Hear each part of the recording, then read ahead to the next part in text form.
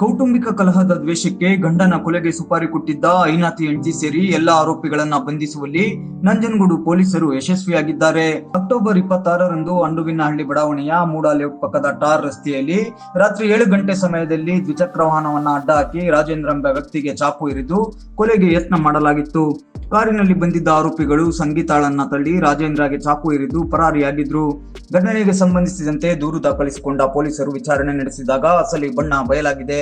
ಗಂಡ ರಾಜೇಂದ್ರನ ಕೊಲೆ ಹಿಂದೆ ಹೆಂಡತಿ ಸಂಗೀತ ಎಂಬ ಮಾಯಾಂಗಿನಿಯ ಕೈವಾಡವಿದ್ದು, ಸಿಸಿಟಿವಿ ಫುಟೇಜ್ ಆಧರಿಸಿ ವಿಚಾರಣೆ ನಡೆಸಿದಾಗ ಅಸಲಿ ಬಣ್ಣ ಬಯಲಾಗಿದೆ.